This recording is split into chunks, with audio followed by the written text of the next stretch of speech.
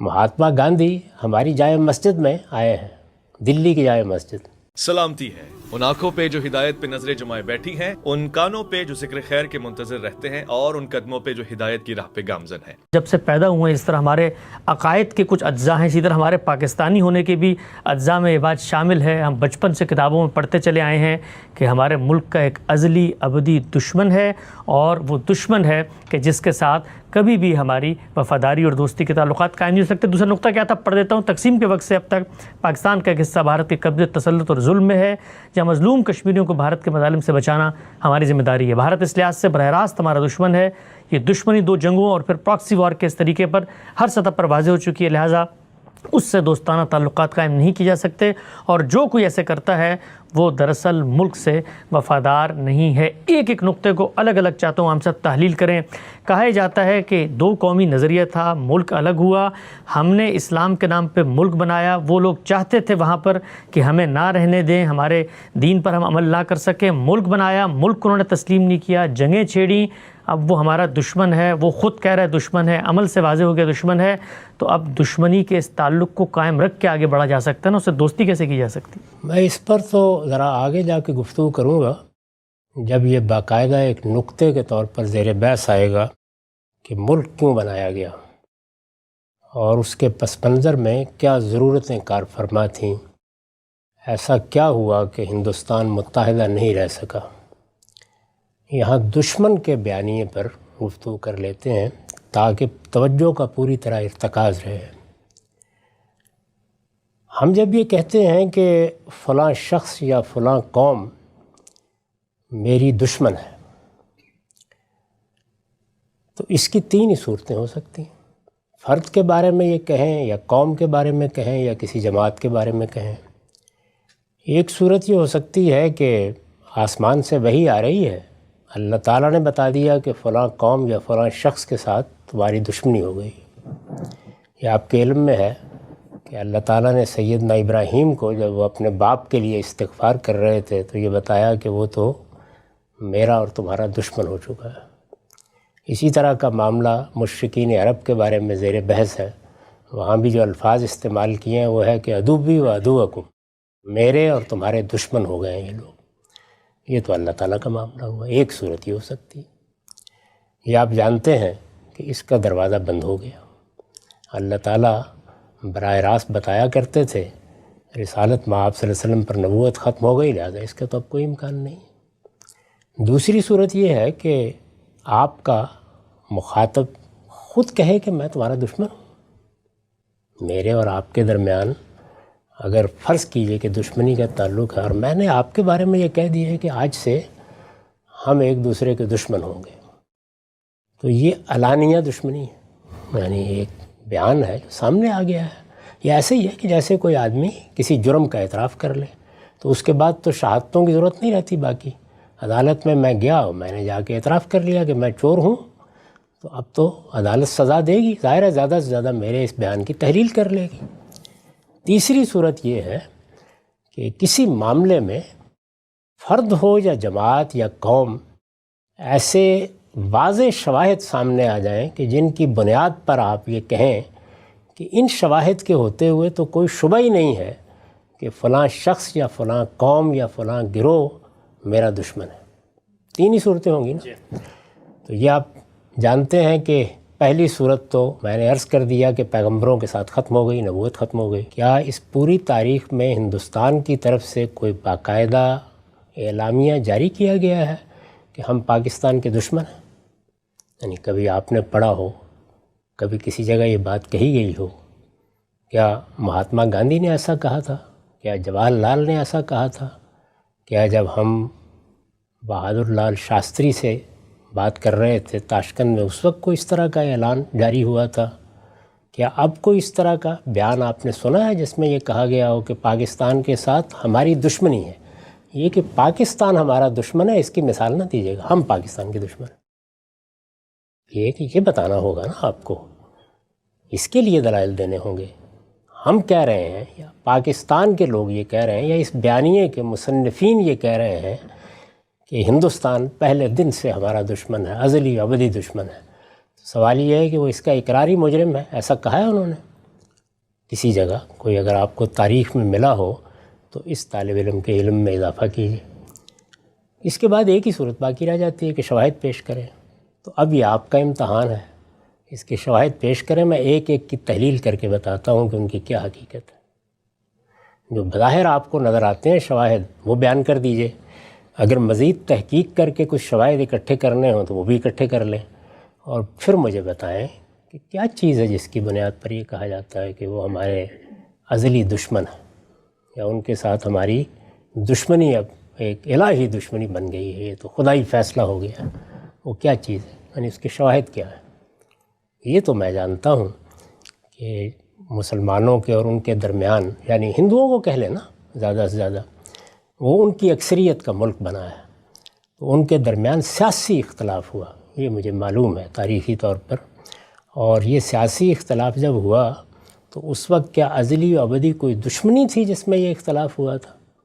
یعنی ہماری جتنی قیادت ہے سب کی سب ایک ہی جگہ جدوجہد کر رہی ہے۔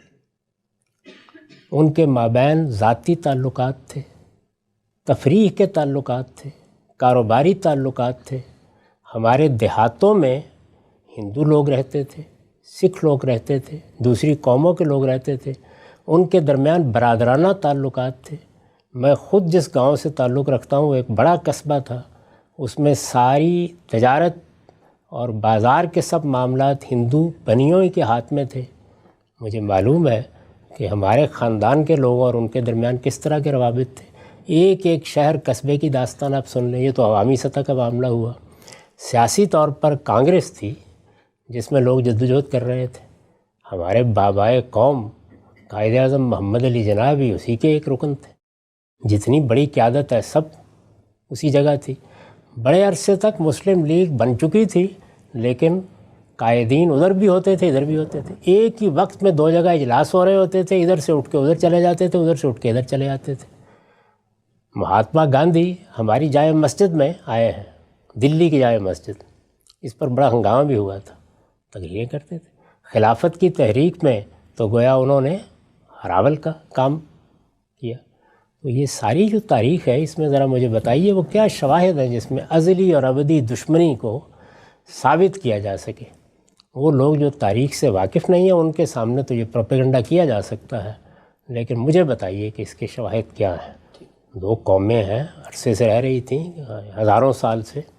آپ کو معلوم ہے کم بیش 1000 سال تک مسلمانوں نے حکومت کی ہے۔ اختلافات کسی جگہ پہ ہو گئے یا کوئی تنازع ہو گیا وہ بالکل الگ چیز ہے۔ یہ بات کہ دشمنی کے شواہد کیا ہے، کیونکہ اختلافات تو دو بھائیوں کے درمیان ہو جاتے ہیں، میاں بیوی کے درمیان ہو جاتے ہیں، والدین اولاد کے درمیان ہو جاتے ہیں۔ ان اختلافات میں سنگین اختلافات بھی ہو جاتے ہیں، ایسے اختلافات بھی ہو جاتے ہیں کہ ایک ہی باپ کے بیٹے ہیں اور کاروبار میں علیحدہ کرنا پڑ جاتا ہے۔ یہ سب چیزیں ہیں، ان کے لیے صحیح لفظ اگر آپ استعمال کرنا چاہیں تو بہت نیچے کے درجے میں اختلاف ہے، ذرا اوپر چلے جائیں تو تنازع ہے۔ تو تنازعات یا اختلافات یہ تو اس میں کوئی شبہ نہیں کہ خود اس وقت میں بتا سکتا ہوں آپ کو کہ پاکستان میں رہنے والے لوگوں کے مابین کیا کیا تنازعات اور کیا کیا اختلافات ہیں۔ یہ ان کے ساتھ بھی تھے، ہوئے بھی، اس کے نتیجے میں ملک کی تقسیم کرنا پڑی۔ دشمنی کے شواہد ذرا پیش فرمائیں۔ آغاز کرتے ہیں ہم صاحب، 4 چیزیں بطور پاکستانی کے جب سے ہم پیدا ہوتے ہیں ہمارے حافظے میں جو بالکل پیوست کر دی جاتی ہیں دشمنی کے اسباب، وجوہ اور علل کی بنیاد پر، ان میں سے ایک ایک کر کو میں چاہتا ہوں آپ کے سامنے رکھوں۔ سب سے پہلی چیز ہے کشمیر کا مسئلہ۔ کہا جاتا ہے کہ کشمیر جب تقسیم ہو رہی تھی، مسلمانوں کی وہاں پہ اکثریت تھی، وہ پاکستان کے ساتھ شامل ہونا چاہتے تھے۔ ہندوستان نے پاکستان دشمنی کا مظاہرہ کرتے ہوئے وہاں پر فوجیں بھیجیں، اور آج بھی ہم دیکھتے ہیں لاکھوں فوجیں وہاں پر موجود ہیں، ان کے قبضے میں۔ ہمارے یہاں تو روزانہ پی ٹی وی پہ رات کے 9 بجے کے خبر نامے میں کشمیر کی یہی ظلم اور جبر کی داستان دکھائی جاتی ہے کہ جیسے دشمن قومیں سلوک کرتی ہیں ویسے ہی اس قوم کے ساتھ جو پاکستان کے ساتھ ملنا چاہ رہی تھی ان کے ساتھ سلوک کیا گیا۔ پہلا نقطہ کشمیر۔ اس کا مطلب یہ ہے کہ آپ نے بھی اس دشمنی کی ابتدا ازل و ابد سے نہیں کی، سن 47 سے کی ہے، ایسا ہی ہے نا؟ اب دیکھیے الفاظ کا اسراف کیسے ہوتا ہے، کیسے ہم بولتے ہیں یہ الفاظ۔ بالکل آپ نے ٹھیک بیانیہ روایت کیا ہے کہ ازلی و ابدی دشمن ہے، تو یہ ازل تو 1947 سے شروع کی ہے نا ابھی آپ نے۔ میں اس کی تحلیل ابھی کرتا ہوں، یعنی یہ 1947 سے، اس کا مطلب ہے کہ اس سے پہلے کیا تھا؟ یعنی اس سے پہلے یہ مسلمان قوم، یہ ہندو قوم، یہ یہاں کی مسیحی اقوام، یہ مل کے آزادی کی جدوجہد کر رہی تھی۔ اس میں یہ اختلاف ضرور ہوا کہ کیا ہندوستان کو متحدہ ہندوستان کی حیثیت سے ایک ایسی مملکت بننا ہے جیسے کہ موجودہ زمانے میں اب قومی ریاستیں بن رہی ہیں، یعنی قومی ریاستیں کسی ایک رنگ یا نسل یا مذہب کے لوگوں کی نہیں ہوتی، بلکہ وطن کی بنیاد پر جو لوگ بھی وہاں رہ رہے ہوتے ہیں ان سب کا ملک ہوتا ہے، اور وہاں وہ جمہوری طریقے کے اوپر انتخابات کے ذریعے سے اپنے فیصلے کرتے ہیں۔ یہی اصول تھا، اسی پر ساری بات ہو رہی تھی۔ اس میں یہ مسئلہ پیدا ہو گیا کہ چونکہ ہندوؤں کی بہت بڑی اکثریت ہے، یعنی مسلمان 1/3 بھی نہیں ہیں، اس میں اس کا اندیشہ ہے، اور اس کے بعد قرائن اور شواہد بھی سامنے آ گئے، اس کا اندیشہ ہے کہ ان دونوں قوموں کے مابین غلبے کی ایک نفسیات پیدا ہوگی، اور چونکہ اس سے پیچھے تاریخ بھی رہی ہے، اس کا شدید اندیشہ ہے کہ مسلمانوں کے حقوق ان کو نہیں ملیں گے۔ وہ حقوق کیا ہوتے ہیں قومی لحاظ سے؟ یعنی ہر قوم ایک تہذیب رکھتی ہے، اس کی کوئی زبان ہو سکتی ہے، اس کی کوئی روایات ہو سکتی ہیں، اس کی کوئی ثقافتی اقدار ہو سکتی ہیں، یہ متاثر ہوں گی، یہ بات ہوئی۔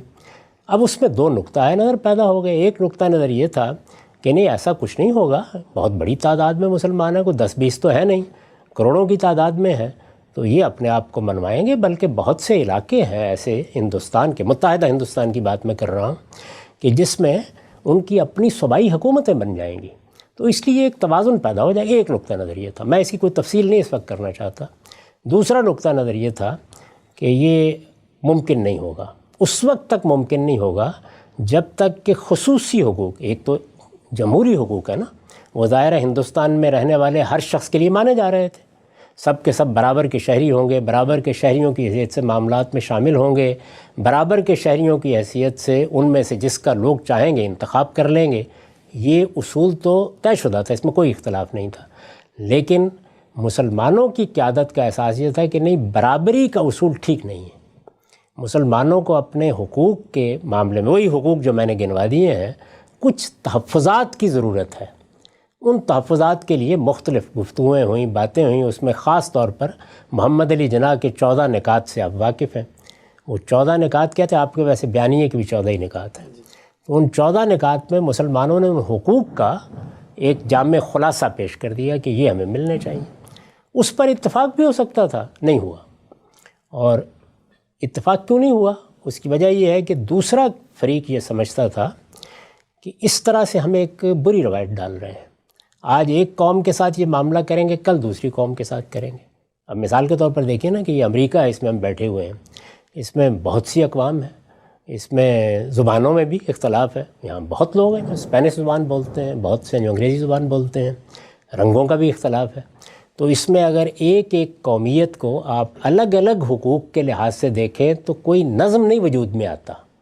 دوسروں کا نقطہ نظر یہ تھا، مسلمان یا مسلمانوں کی قیادت بتدریج، پہلے مرحلے میں ایسا نہیں تھا، اس نتیجے تک پہنچی کہ نہیں، یہ ہماری ضرورت ہے۔ اس پر اتفاق نہیں ہو سکا، یہ 2 نقطہ ہے نظر کا اختلاف تھا۔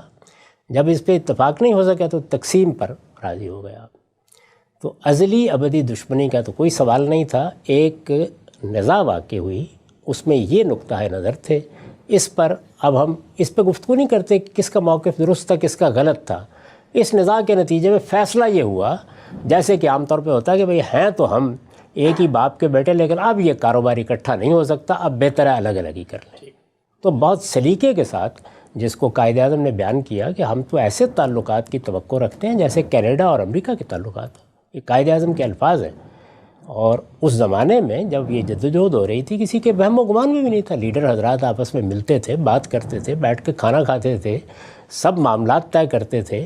آپ پوری تاریخ کا مطالعہ کر لیں، اس میں یہ طے ہو گیا۔ جب ظاہر ہے کہ اس طرح کی علیحدگی ہوتی ہے تو ایک خاندان میں بھی ہو تو کچھ تلخی آ جاتی ہے، طبائع میں آ جاتی ہے، گفتگوؤں میں آ جاتی ہے، لیکن اتنی ہی تھی جتنی عام طور پر دنیا کے نزاعات میں آتی ہے۔ تو ایک تو یہ پس منظر میں نے خود بتا دیا کہ اگر کوئی دشمنی کہیں سے برآمد کرنی ہے اس کے اندر سے تو ابھی کر لیں پہلے، تاکہ ہم سن 47 پر اطمینان کے ساتھ آ سکیں۔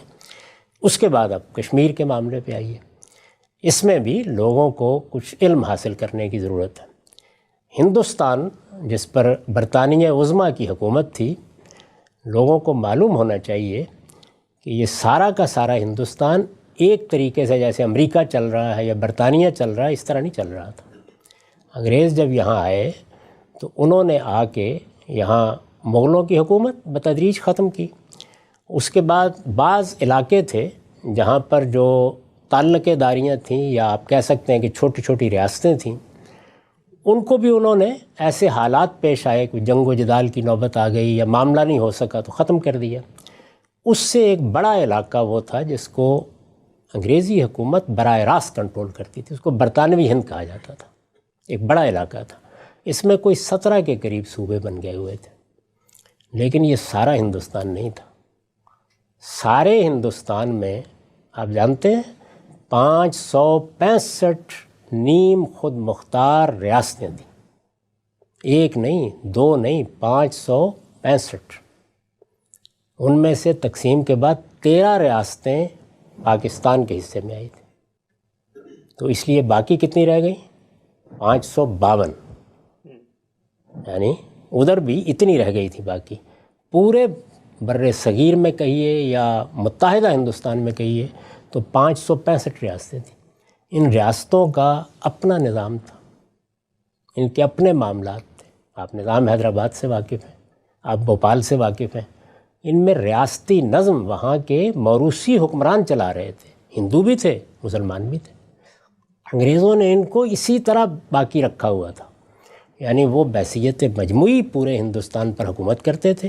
ان ریاستوں کے بھی مثلاً بہت سے معاملات جیسے بین الاقوامی تعلقات ہیں، خارجہ پالیسی ہے، افواج ہیں، وہ دیکھتے تھے، لیکن یہ ریاستیں اپنے سکے جاری کرتی تھیں، یہ ریاستیں اپنی چھوٹی چھوٹی فوجیں رکھتی تھیں، یہ ریاستیں اپنے تمام معاملات انجام دیتی تھیں۔ یہ کتنی تھیں؟ 565، معمولی تعداد نہیں ہے۔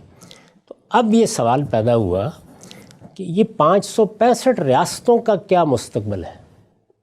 یعنی انگریزوں نے تو یہ طریقہ اختیار کیا۔ آپ جانتے ہیں کہ ہم لوگوں نے 10 سال ملیشیا میں گزارے ہیں، وہاں پر بھی یہی صورتحال تھی، یعنی اب بھی وہاں 9 ریاستیں اپنے موروثی حکمرانوں ہی کے تحت ہیں۔ تو آپ اگر وہاں کے میوزیم میں جائیں تو وہاں وہ دستاویز ہے جس میں انہوں نے ملیشیا کی آزادی کا فیصلہ کیا ہے۔ اس میں انہوں نے یہ طے کرایا کہ آپ ان ریاستوں کی موروثی حکمرانی ختم نہیں کریں گے، یعنی ملیشیا میں۔ یہاں بھی سوال تھا کہ اب کیا ہوگا، یعنی باقی تو چلیے برطانوی ہند تو براہ راست ان کے قابو میں ہے، لیکن یہاں تو حکمران ہے نا، کہیں نظام ہے اور کہیں راجہ ہے اور کہیں مہاراجہ ہے، یہاں کیا ہوگا، کیا کیا جائے گا؟ اس میں 2 نقطہ ہے نظر تھے، ایک کانگریس کا اور ایک مسلم لیگ کا۔ دل تھام کے سنیے گا۔ کانگریس کا نقطہ نظر یہ تھا کہ جب آپ تقسیم اس اصول پر کر رہے ہیں کہ جہاں جس کی زیادہ آبادی ہے وہ اس کے ساتھ ہوگا، یہی اصول تھا نا، یعنی آپ نے جمہوری اصول پر یہ ملک بنایا تھا کہ جن جگہوں پر برطانوی ہند کے جن صوبوں میں، مثلا پنجاب میں، مثلا سندھ میں اگر مسلمانوں کی اکثریت ہے تو یہ پاکستان کا حصہ ہوں گے، اور اگر کسی جگہ مسلمانوں کی اکثریت نہیں ہے، جیسے یو پی میں مسلمانوں کے بہت سے ادارے تھے، بڑی شخصیات تھیں لیکن اکثریت نہیں تھی، تو وہاں پر ہندوستان کی عملداری ہوگی، یہی اصول تھا۔ یہ کانگریس کا کہنا یہ تھا کہ جب ہم ایک نئے دور میں داخل ہو گئے ہیں، یہ راجے مہاراجے اب ماضی کا قصہ ہیں، تو اس وجہ سے وہاں کے لوگوں کو موقع دیجیے، جہاں جس کی اکثریت ہے۔ اس میں ذرا مزید سن لیجئے کہ حیدرآباد میں حکومت تو مسلمانوں کے پاس تھی، نظام حیدرآباد، یہ آپ جانتے ہیں نا، یہ ایک بڑی حکومت تھی، بلکہ ہندوستان کی ریاستوں میں غالباً سب سے بڑی ریاست تھی، مسلمانوں کی حکومت تھی لیکن اکثریت ہندوؤں کی تھی۔ آبادی کے لحاظ سے مسلمان اقلیت میں تھے، بڑی تھوڑی تعداد تھی ان کی، حکمران وہ تھے۔ اچھا، ادھر کشمیر میں دیکھیے کہ مسلمان آبادی کے لحاظ سے اکثریت میں تھے، لیکن اس پر قبضہ کس کا تھا؟ یا جو مہاراجہ تھے سکھ تھے، چلا آ رہا تھا ان کے پاس ہی۔ آپ نے دلیپ سنگھ کا نام بھی سنا ہوگا، اور بھی لوگوں کے نام سنے ہوں گے۔ تو یہ صورتحال تھی، یعنی بعض ریاستیں ایسی تھیں جس میں حکمران مسلمان تھا، ان 565 ریاستوں میں سے حکمران مسلمان تھا لیکن رعایا زیادہ ہندو تھے، یا راجہ مہاراجہ حکومت کر رہا تھا اور اکثریت مسلمانوں کی تھی۔ تو جب یہ تقسیم ہوئی تو اب مسلم لیگ کا نقطہ نظر کیا تھا؟ میں بتایا کانگریس کا نقطہ نظر کیا تھا کہ جمہوری اصول کے اوپر لوگوں کو حق دینا چاہیے، لوگ فیصلہ کریں گے. تو لوگوں کی اکثریت نظر آ رہی ہے، کہیں اگر تھوڑا بہت اختلاف ہے تو ظاہر ریفرنڈم ہو جائے گا، استصواب ہو جائے گا. مسلم لیگ کا نقطہ نظر نہیں تھا نا، یہ راجے مہاراجے فیصلہ کریں گے، یعنی ان کو حق دیا جائے. آگے ان ریاستوں کی تقدیر کا 565 ریاستوں کی تقدیر کا فیصلہ ان کے حکمران کریں گے. اب میں اس وقت اس کے تحلیل نہیں کرتا کہ یہ کیوں رائے قائم کی گئی، لیکن بہرحال جمہوری اصول کے خلاف تھی یہ رائے. بالکل. یعنی ابھی آپ نے فرمایا نا کہ مسلمانوں کی فلاں جگہ بہت اکثریت ہے، تو پھر مان لینا چاہیے تھا نا اس اصول کو. نہیں مانا گیا. یہ مسلم لیگ نے نہیں مانا، یہ ایک بالکل طے شدہ تاریخی حقیقت ہے. جب نہیں مانا اور دوسرے اصول پر اصرار کیا تو بالآخر وہی مانا گیا. اب جب مانا گیا تو پھر تقسیم کے فارمولے کے تحت ان 565 ریاستوں کو حق دیا گیا کہ یہ چاہیں تو اپنی خود مختاری، اسی طرح کی نیم خود مختاری باقی رکھیں، چاہیں تو یہ ہندوستان کے ساتھ الحاق کر لیں، چاہیں تو پاکستان کے ساتھ کر لیں.